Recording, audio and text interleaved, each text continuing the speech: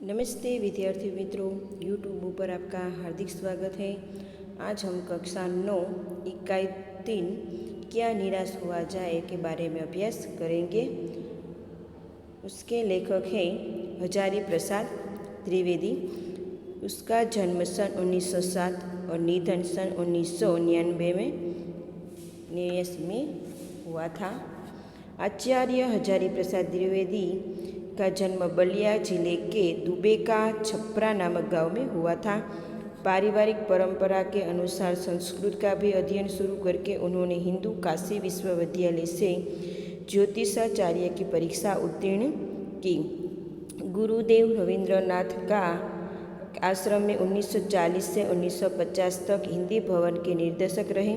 तत्पश्चात काशी हिंदू विश्वविद्यालय वाराणसी, एक पंजाब में विश्वविद्यालय चंडीगढ़ में हिंदी विभाग के प्रोफेसर तथा अध्यक्ष पद पर कार्य किया था। भारत सरकार ने इन्हें पद्म भूषण की उपाधि से सम्मानित किया गए थे। तो हिंदी साहित्य जगत में द्विवेदी जी एक निबंधकार, उपन्यासकार, समालोचन तथा शोधकर्ता, इतिहासकार के रूप में प्रचलित थे।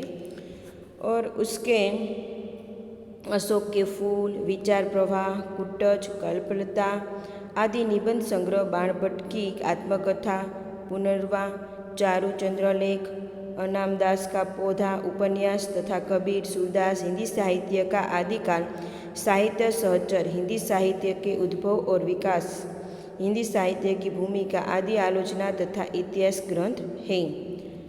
तो ये थे हजारी प्रसाद का परिचय। प्रस्तुत निबंध द्विवेदी जी ने यह समझाया था कि तत्कालिक भारतीय समाज के व्यापक अनाचार केवल बाहरी स्तर पर है।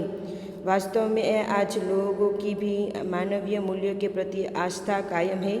अपने जीवन में घटित हुई घटनाओं के द्वारा बनाया है कि हमें निराश नहीं होना चाहिए, अपितु हमें जीवन के प्रति आस्थावान बने रहना चाहिए। तो हजारी प्रसाद द्विवेदी जी हिंदी के श्रेष्ठ निबंधकार थे। इस निबंध में वे कहते हैं कि आज हमारे समाज में अनेक बुराइयां आ गई है। झूठ, बेईमानी, धोखाबाजी, भ्रष्टाचार आदि की घटनाओं से अखबार भरे रहते हैं, लेकिन इनका अर्थ यह नहीं है कि समाज में अच्छी बातें नहीं हो रही। समाज में अच्छे तत्व आज भी बचे हुए हैं, इसीलिए हमें निराश नहीं होना चाहिए। ये थे ये पाठ का सार। अब हम ये गद्य की शुरुआत करते हैं। मेरा मन कभी कभी बैठ जाता है। समाचार पत्र में ढंगी, डकैती, चोरी, तस्करी और भ्रष्टाचार के समाचार भरे रहते हैं। आरोप प्रत्यारोप का कुछ ऐसा वातावरण बन गया है कि लगता है देश में कोई ईमानदार आदमी नहीं रहा है। हर व्यक्ति संदेह की दृष्टि से देख जा रहा है।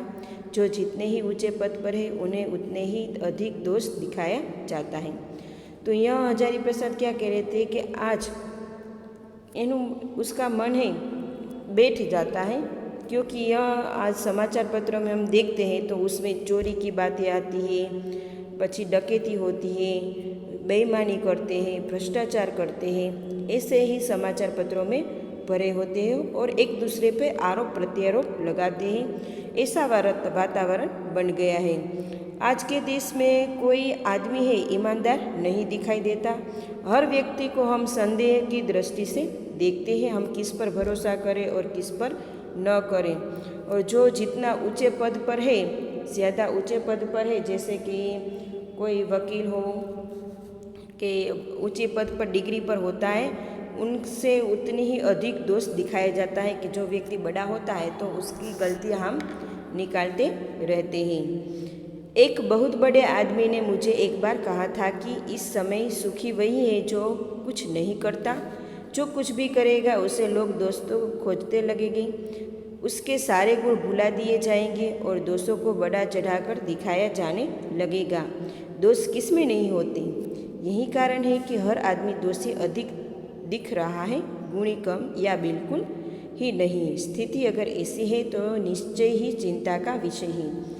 हजारी प्रसाद क्या कह रहे हैं कि एक बहुत बड़ी आदमी ने मुझे एक बार कहा था कि एक बहुत बड़ा व्यक्ति है, उसने कहा था कि हमें कुछ नहीं करते तो कोई दोष निकालता नहीं है, ऐसे ही बैठे रहेंगे तो हमारी कुछ गलतियां भी नहीं होती, तो कोई कुछ कहता भी नहीं है। और वही आदमी सुखी होता है कि जो कुछ काम नहीं करता है, वही आदमी सुखी होता है। जो कुछ नहीं करता है, जो कुछ भी करेगा उसमें लोगों दोष खोजने लगेंगे कि जो व्यक्ति आगे आगे प्रगति करता जाएगा तो लोग उस पर दोष निकालते रहेंगे और उसके बारे में कुछ भला बुरा सोचेंगे और कहेंगे, और जो बात होती है उससे बढ़ा चढ़ाकर बातें आगे बढ़ाया जाती हैं। वह दोष निकालने में वही दिखाना चाहता है कि दोष किस में नहीं होता।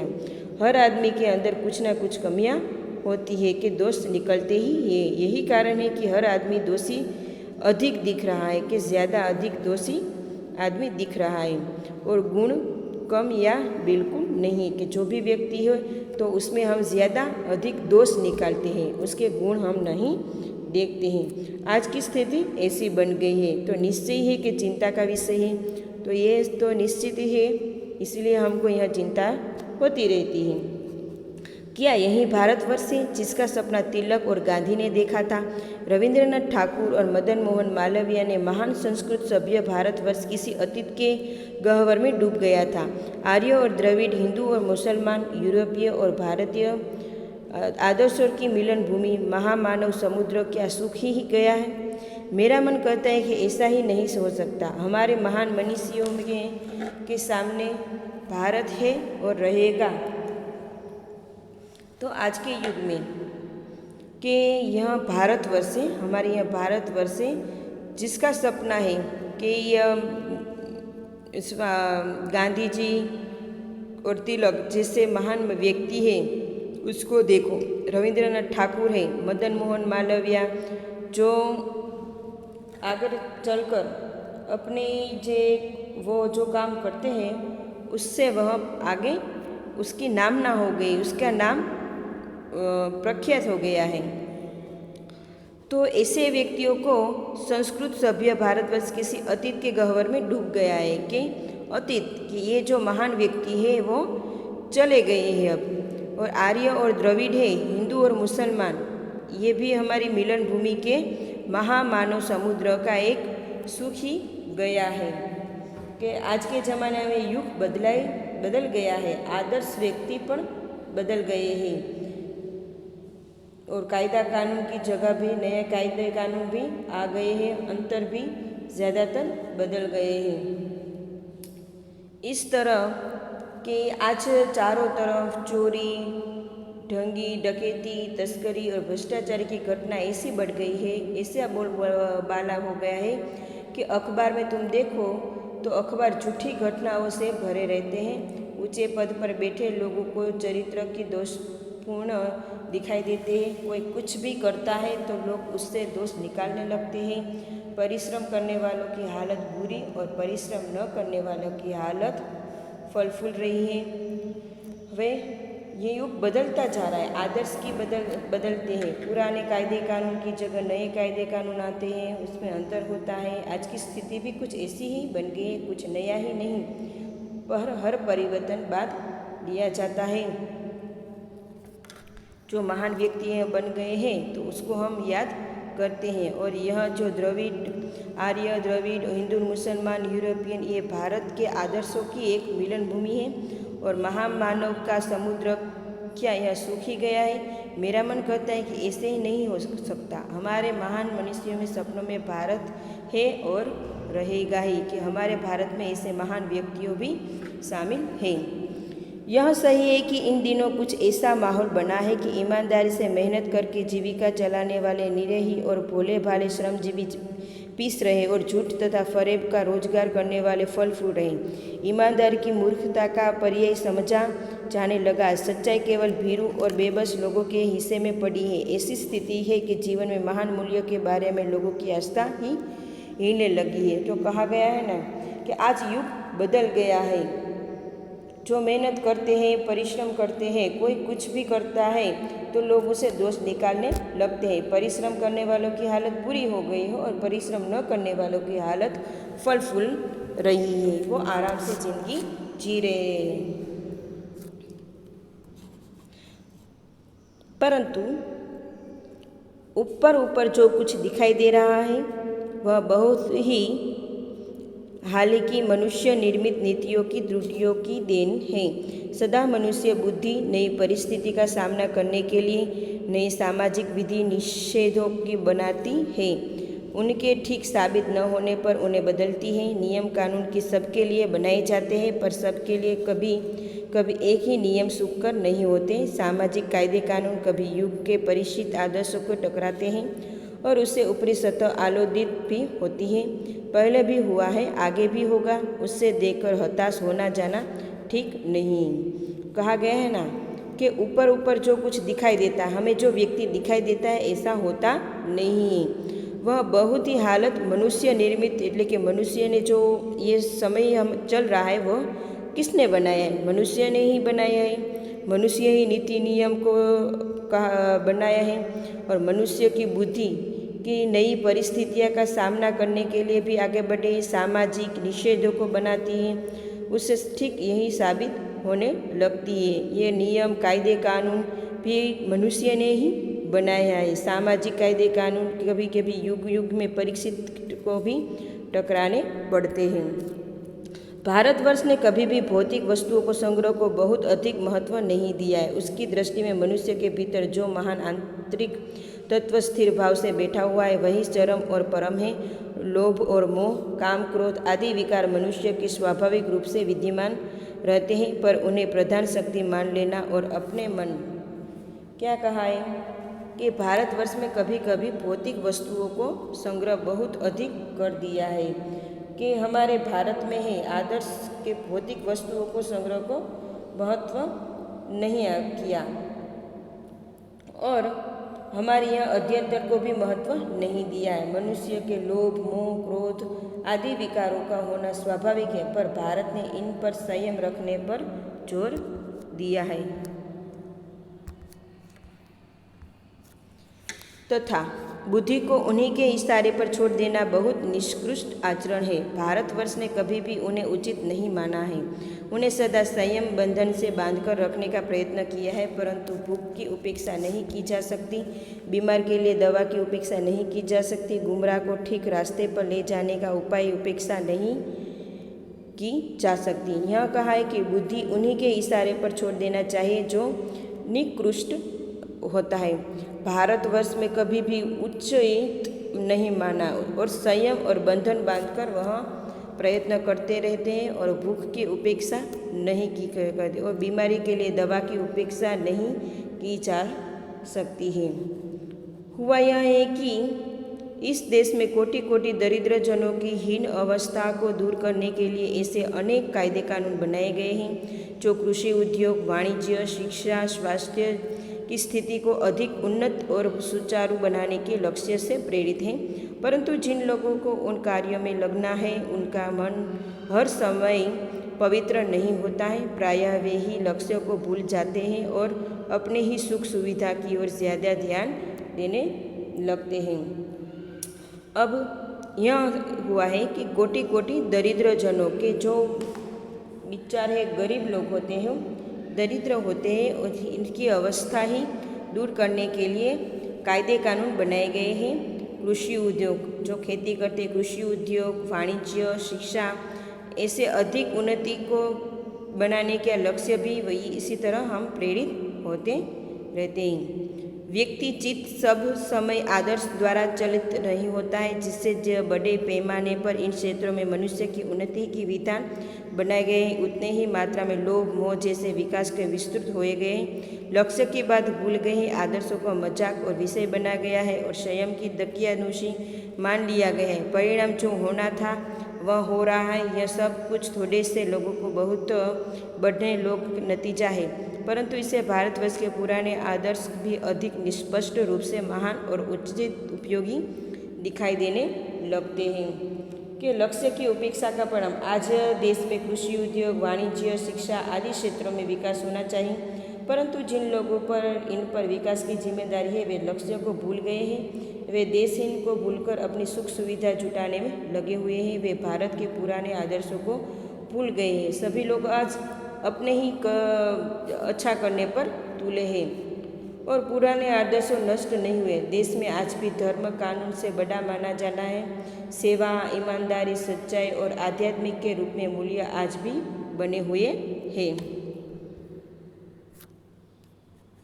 भारतवर्ष सदा कानून के धर्म के रूप में देखता आ रहा है। आज एकाएक कानून और धर्म के अंतर कर दिया गया है। धर्म को धोखा नहीं दिया जा सकता, कानून को दिया जा सकता है। यही कारण है कि धर्म भीरु है, वे कानून की त्रुटियों को लाभ उठाने में संकोच नहीं रखते हैं। कि भारत में आज भी जो कानून है उसके धर्म के रूप में हम देखते हैं कि आज कानून और धर्म के अंतर हमें दिखाई देते हैं। धर्म को धोखा नहीं दिया जा सकता है। कानून हो तो वह हमें सच्चाई के मार्ग पर चलने पर हमें धोखा देते हैं।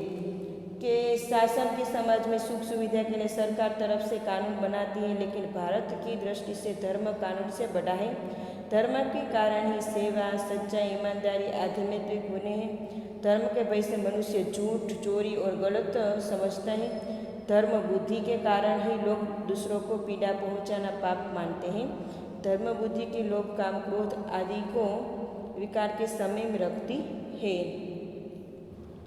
कि हमारे देश में है ऐसे भी कानून है कि जो हम कानून है तो हम उस झूठ का वह सबूत पेश कर देते हैं और धर्म के अंतर पर कुछ फेरफार नहीं हो सकता है। ऐसी त्रुटियां आज बन गई है। इस बात से पर्याप्त प्रमाण खोजे जा सकते हैं कि समाज में ऊपरी वर्ग में चाहे जो भी होता रहता है, भीतर भीतर भारतवर्ष अब भी यह अनुभव कर रहा है कि धर्म कानूनों से बड़ी चीज़ें अब भी सेवा, ईमानदारी, सच्चाई, आध्यात्मिक का मूल्य बने हुए हैं। वे दब अवश्य गए हैं लेकिन नष्ट नहीं हुई है। आज भी यह मनुष्य से प्रेम करता है, महिला का सम्मान करता है, झूठ चारों की तरफ गलत समझता है, दूसरी को पीड़ा को पहुंचाने को पाप समझता है। हर आदमी अपनी व्यक्ति जीवन के इस बात का अनुभव करता है कि समाचार पत्रों में भ्रष्टाचार के प्रति इतना आक्रोश है कि वह यही साबित करता है कि हमें ऐसी चीज़ों की गलत समझते हैं और समाज में उन तत्वों की प्रतिष्ठा कम करना चाहिए जो गलत तरीके से धन या मान संग्रह करते हैं। तो कि आज के ज़माने में ऐसे पर्याप्त प्रमाण खोज की गई है कि यहाँ चोरी, डकैती, सेवा और ईमानदारी और सच्चाई भी आज हमारे देश में भी है और नष्ट नहीं हो गई। लेकिन अभी भी ऐसे अमुक व्यक्ति है जो सेवा करते हैं लेकिन नष्ट नहीं हुई। आज भी मनुष्य में एक दूसरे के लिए प्रेम होता है, महिलाओं के लिए सम्मान भी दिया जाता है, झूठ और चोरी को गलत समझा जाता है, दूसरे को पीड़ा को भी हम समझते हैं। ऐसे व्यक्ति आज भी हमारे समाज में हैं। दोस्तों का पर्दाफाश करना बुरी बात नहीं है। पुराने बुराइयाँ मालूम होती हैं तो किसी को आचरण से गलत पक्ष को उद्घाटित करते समय उसे रस लिया जाता है और दोष उद्घाट का एकमात्र कर्तव्य मान लिया जाता है। बुराई में रस लेना बुरी बात है, अच्छाई को उतना ही रस लेकर उजागर करना न करना और भी बुरी बात है। सैकड़ों घटनाएं ऐसी घटती है जिससे उजागर करने के लोग चित्त ऊंचाई के प्रति अच्छी भावनाएं लगती हैं। कि आज भी हमारे ज़माने में दूसरे का दोष का जो पर्दाफाश करता है तो वह बुरी बात नहीं होती है। बुराई यह मालूम होती है कि किसी को आचरण वह कैसा है और उसे उघाड़ कर सामने करने से उसका हमें पता चलता है कि ये व्यक्ति कैसा अच्छा है या बुरा है। और आज के ज़माने में जो बुराई है उसमें सबसे ज़्यादा हम रस लेते हैं। एक बार रेलवे स्टेशन में एक टिकट लेते हुए गलती से मैंने 10 के बजाय 100 रुपये को नोट दिया और मैं जल्दी गाड़ी में आकर बैठ गया। थोड़ी देर में टिकट बाबू, उन दिनों सेकंड क्लास के डिब्बे में हर आदमी का चेहरा पहचानते हुए उपस्थित हुआ। उससे मुझे पहचान लिया और बड़ी विनम्रता के साथ मेरे हाथ में 90 रुपये रख दिए और बोला, यह बहुत गलती हो गई थी, आपने भी नहीं देखा, मैंने भी नहीं देखा। उसके चेहरे पर विचित्र संतोष की गरिमा थी। मैं चकित रह गया था कि टिकट बाबू है कि वो ईमानदार थे। लेखक ने एक बार रेलवे में टिकट खरीदते समय टिकट बाबू को 10 रुपये की जगह 100 रुपये का नोट दे दिया था, लेकिन टिकट बाबू ईमानदार था, इसलिए उसने रेलवे के डिब्बे में लेखक को खोजकर उसके 90 रुपये लौटाकर अपनी ईमानदारी का परिचय दिया था। कैसे कहूँ कि दुनिया में सच्चाई और ईमानदारी लुप्त हो गए हैं। वैसे अनेक अवांछित घटनाएं भी मुझे हुई थी, परंतु वह घटना ढंगी और वचना की अनेक घटनाओं पर अधिक शक्तिमान ही कि लेखक कहते हैं कि मैं कैसे कहूँ कि ईमानदारी लोग लुप्त नहीं, आज भी ऐसा लोग हैं जो ईमानदार है और अवांछित है कि जो हमें पता नहीं होता है, पर आज भी हमारी दुनिया में ऐसे अच्छे आदमी भी होते हैं। एक बार मैं बस यात्रा पर कर रहा था, मेरे साथ मेरी पत्नी और 3 बच्चे भी थे। बस में कुछ खराबी रुक कर चलती थी। गंतव्य कोई 5 मील पहले ही निर्जीव सुनसान स्थान में बस का जवाब दे दिया कि रात में कोई 10 बजे हो गए। बस में यात्री घबरा गए। कंडक्टर ऊपर गया और एक साइकिल लेकर चलता बना। लोग संदेह हो गए कि हमें धोखा दिया गया रहा है। अब एक बार एक बस यात्री, एक बात है बस कंडक्टर की सजनता से कि एक बार लेखक ही अपने परिवार के साथ बस के द्वारा यात्रा कर रहे थे। रात को जंगल से गुजरते समय बस खराब हो गई थी। बस कंडक्टर के साइकिल को लेकर चला गया। बस यात्री ड्राइवर पर अपना गुस्सा निकालने लगे। वे उसे मारने के लिए तैयार हो गए थे। लेखक ने किसी भी तरह समझा बुझाकर उनको रोका और इतने में बस कंडक्टर नई बस लेकर आया। वह लेखक ने भूखे बच्चों के लिए पानी और दूध की भी ले आया था। बस में बैठे लोग तरह तरह की बातें शुरू कर दी थी। किसी ने कहा कि यहाँ डकैती होती तो 2 दिन पहले ही इसी तरह यह बस को लूट लिया गया था। परिवार सहित अकेला मैं ही था। बच्चे पानी पानी चिल्ला रहे थे। पानी कहीं ठिकाना न था। ऊपरी आदमियों का डर समा गया था कि यह बस में बैठे लोग तरह तरह की बातें कर रहे थे कि यहाँ चोरी होती है, डकैती होती है, लूटपाट होती है। मैं अपने परिवार के साथ यहाँ अकेला था और यहाँ बच्चे पानी पानी चिल्ला रहे थे। पानी का कहीं ठिकाना भी नहीं था और आदमियों को इस तरह डर लगा रहता था। कुछ नौजवानों ने ड्राइवरों को पकड़कर मारने पीटने का हिसाब बनाया। ड्राइवर के चेहरे पर हवाएं उड़ने लगीं। लोगों ने उसे पकड़ लिया। वह बड़े कातर ढंग से मेरी ओर देखने लगा और बोला, हम लोग बस का कोई उपाय कर रहे हैं, बचाइए, ये लोग मारेंगे। डर तो मेरे मन में भी था, पर उसकी कातर मुद्रा लेकर मैंने यात्रियों को समझाया कि मारना ठीक नहीं है, परंतु यात्री इतने घबरा गए थे कि मेरी बात सुनने के भी तैयार नहीं हुए थे। कहने लगे कि इसकी बात को मत आइए, धोखा दे रहा है। कंडक्टर को पहले ही डाकू ने के यहाँ भेजा दिया था। अब हजारी प्रसाद कह रहे थे कि कुछ नौजवान थे, वह ड्राइवर को पकड़कर मारने का सोच रहे थे। ड्राइवर के चेहरे पर हवाएं उड़ने लगी थी और लोग उसको पकड़कर वह उसकी इस तरह दृष्टि से देख रहे थे कि लोग बस कुछ उपाय सोच रहे थे कि हम अभी इसे कैसे बचाएं। जो डाकू लोग हैं उसने पहले ही ड्राइवर को भेजा था इसलिए कि वह चोरी कर सकें। इसलिए वो उसको ऐसा लगा कि ये ड्राइवर है, हमें धोखा दे रहा है। कंडक्टर को पहले ही डाकुओं ने भेज दिया होगा। मैं भी बहुत भयभीत था, पर ड्राइवर को किसी तरह मारपीट से बचाना। 1.5-2 घंटे बीत गए थे। मेरे बच्चे भोजन और पानी के लिए व्याकुल थे। मेरी और मेरी पत्नी की हालत बुरी थी। लोगों ने ड्राइवर को मारा तो नहीं, पर उसे बस में उतार कर एक जगह घेर कर रखा था। कोई भी दुर्घटना होती है तो पहले ड्राइवर को समाप्त कर देना उसे उचित जान पड़ा था। गिड़गिड़ाने का कोई विशेष असर नहीं था। इसी समय क्या देखाऊं कि एक खाली बस चली आ रही थी और उस पर हमारा बस कंडक्टर भी बैठा हुआ था। उसे आते ही कहा कि अड्डे के नए बस लाया हूँ और इस पर बैठिए। वह बस चलाने लायक नहीं थी। फिर मेरे पास एक लोटे में पानी और थोड़ा दूध लेकर आया और बोला, पंडित जी, बच्चों को रोना मुझे देखा नहीं गया था। वही दूध मिला गया और थोड़ा लेता आया हूँ। यात्री में फिर जान आई। सबने उसे धन्यवाद दिया, ड्राइवर को माफ़ी मांगी और बाहर से चलने है कि सब लोग इसे अड्डे में पहुँच गए थे। तो अब यह ड्राइवर है, उसे मारने क्या सोच रहे थे, उसे बचाए कैसे। तो 1.5-2 घंटे बीत गए थे। तो बच्चों ने भोजन के लिए व्याकुल हो रहे थे और उसकी पत्नी की हालत भी बुरी हो रही थी। और लोग ड्राइवर को मारा तो नहीं, पर उसे बस से उतार दिया गया और कोई दुर्घटना होए तो ड्राइवर को समाप्त कर देने के लिए उसे ऐसा सोचा था और गिड़गिड़ाने का कोई अवसर नहीं था। अब इसी समय यह बस खाली हो गई थी और हमारे कंडक्टर उसमें बैठा हुआ था। उसे आते ही अड्डे में नई बस, कंडक्टर बोला कि मैं अड्डे से नई बस लेकर आया हूँ, इसमें बैठ जाइए। वह बस चलाने लायक तो नहीं थी। फिर वहाँ मेरे पास पानी का एक लोटा लेकर आया, दूध लेकर आया और पंडित जी को बच्चे को मुझसे देखा नहीं गया इसीलिए दूध मिला गया और थोड़ा लाए। यात्रियों को फिर जान में जाइए सबसे उसे धन्यवाद दिया और ड्राइवर को भी माफ़ी मांगी और बाहर बजे से पहले ही सब लोग अड्डे से पहुंच गए थे।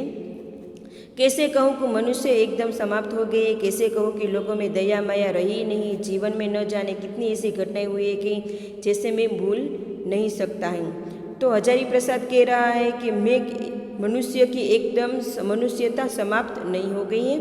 ऐसे भी आदमी हैं जो आज भी हमारे समाज में बच्चों को और सेवा करते हैं और उसकी मदद भी करते हैं। कैसे कहूँ कि लोगों में दया माया नहीं है। आज भी हमारे समाज में ऐसे व्यक्ति है कि जो मानवीयता है और दया माया भी है। जीवन में न जाने कैसी इतनी घटना घटी हुई है कि जिसे भूल नहीं सकता हूँ। ठगा भी गया हूँ, धोखा भी खाया है, परंतु बहुत कम स्थलों पर विश्वासघात नाम की चीज़ मिलती है। कहता है हजारी प्रसाद कि मैंने वो क्या कहते हैं कि मैंने वो छेतरपिंड भी देखी है, धोखा भी देखा है, बहुत कम स्थलों पर विश्वासघात नाम की चीज़ भी देखी है। केवल उन्हीं बातों को हिसाब रखो जिसे धोखा खाया है तो जीवन में कष्टकर हो जाएगा। कि हमें उन्हीं बातों को याद रखना चाहिए कि हमारे जीवन में धोखा खाया है तो जीवन कष्टकर हो जाएगा, परंतु ऐसी घटना भी नहीं, बहुत कम नहीं है। जब लोगों ने अकारण सहायता की थी तो निराश मन को ढाढ़स दिया है और हिम्मत बधाई दी है। कविवर रविंद्रनाथ ठाकुर ने अपने एक प्रार्थना गीत में भगवान से प्रार्थना की थी कि संसार में केवल नुकसान ही उठाना पड़े, धोखा ही खाना पड़े तो ऐसे अवसर में पर भी मैं प्रभु मुझे ऐसी शक्ति दो कि मैं तुम्हारे ऊपर संदेह न करूं। कि हजारी प्रसाद कह रहे थे कि मुझे ऐसी शक्ति दो कि मैं निराश न हूँ और मेरे ऊपर साहस और हिम्मत होती रहे। और कविवर रविंद्रनाथ ठाकुर ऐसे एक प्रार्थना गीत में भगवान से प्रार्थना करते हैं कि संसार में केवल मनुष्य ही उठाना पड़े तो धोखा का खाना पड़े तो ऐसे अवसर पर हे प्रभु मुझे ऐसी शक्ति दो कि मैं तुम्हारे ऊपर संदेह न करूं। मनुष्य को बनाई विधियों को गलत नतीजे एक तक पहुंचने रही है और उन्हें बदलना होगा। वस्तुएं आए दिन उन्हें बदला ही जा सकता है, लेकिन अब भी आशा की ज्योति बुझी रही है। महान भारतवर्ष पाने की संभावना बनी रहेगी। मेरे मन निराश होने की ज़रूरत नहीं है। तो वो हजारी प्रसाद कह रहे हैं कि मनुष्य में बनाई जो विधि है वह गलत नतीजे तक पहुंची रही है, बदलता होगा। वह वस्तुएं आते हुए दिन उन्हें बदल दिए जा रहे हैं, लेकिन अभी आशा की ज्योति बुझी नहीं है। तो हमारे जीवन में ऐसी अनेक घटनाएं घटी है, लगता है कि हमें उससे निराश होना जरूरी नहीं होना चाहिए। यह हमारे इकाई पूर्ण होती है। बाय मित्रों।